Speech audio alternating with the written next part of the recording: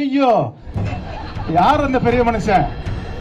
என்ன ஒரே விஜய் சார் வராத ஈவெண்ட்டுக்கெல்லாம் வந்து ரீப்ளேஸ்மெண்ட் எல்லாம் நம்ப ஃப்ரெண்ட் சர்க்கிள் அப்படிலாம் ஒரு காரணம் இல்ல சார். அவர் வந்து ஒரு ட்ரெண்ட் செட்டர், அவ்வளவுதான். இது வரைக்கும் தமிழ்நாட்டில் ஏதாச்சும் ஒரு சிஎம் அந்த மாதிரி வந்திருக்காங்களா?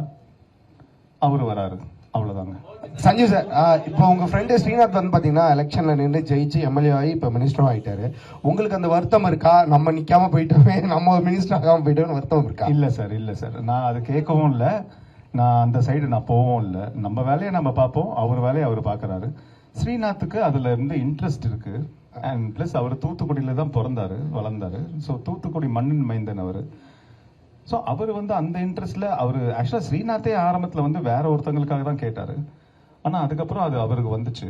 ஸோ அவர் வந்த வாய்ப்பு அவருக்கும் இன்ட்ரெஸ்ட் இருக்குங்கிறதுனால அவர் கண்டினியூ பண்ணாரு. இன்னைக்கு பை காட்ஸ் கிரேஸ் வந்து மினிஸ்டர் ஆயிருக்கிறார். நீங்க விஜய் சார்கிட்ட கேட்டிருக்கீங்களா? இல்ல இதை பத்தி எலெக்ஷன்ல நிக்கிறத பத்தி பேசிருக்கீங்களா? அவர் ஏதாச்சும் உங்கள்ட்ட ஃப்ரெண்டா கேட்டிருக்காரு? இல்ல சார், ரெண்டுமே இல்ல சார். உங்களுக்கு வந்து திருச்சி கிழக்குலையோ இல்ல ஒரு ராஜ்யசபா எம்பியோ பதவி கொடுத்து ஆதாரம் அப்படின்னு ஒரு நண்பர் சொன்னாருன்னா அக்செப்ட் பண்ணிடுவீங்களா? நீங்க அரசியலுக்கு வருவீங்களா? இல்ல நீங்க வேற யாராவது சிபாரிசு பண்ணுவீங்களா? சார், இது வந்து ஒரு டக்குனு பெரிய கேள்வியெல்லாம் கேட்டீங்க சார்.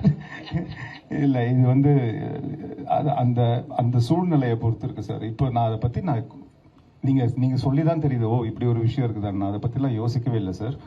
அந்த நேரம் வரும்போது பார்ப்போம் சார். சஞ்சய் சார், இப்ப விஜய் சார் வராத ஈவெண்ட் எல்லாம் வந்து இனிமே உங்களை பார்க்கலாமா? ஐயோ யார் அந்த பெரிய மனுஷன்?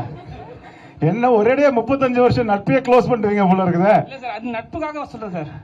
விஜய் சார் வராத ஈவெண்ட்டுக்கெல்லாம் வந்து ரீப்ளேஸ்மெண்ட் எல்லாம் நம்ப போக முடியாதுங்க. அவர் வேற. என்னன்னா என்ன கூப்பிட்டாங்கன்னா நான் போவேன் ஒரு ஈவெண்ட்டுக்கு. அது வந்து அவர் போகாத ஈவெண்ட்டுக்கு சரி இவரை கூப்பிடுங்க சார், பெரிய வார்த்தையில சார் நட்பு க்ளோஸ் ஆயிடும் சார். சொன்னாருங்க, என்ன கூப்பிட்டாங்கன்னா எந்த ஃபங்க்ஷனா இருந்தாலும் நான் போவேன், அவ்வளவுதான்.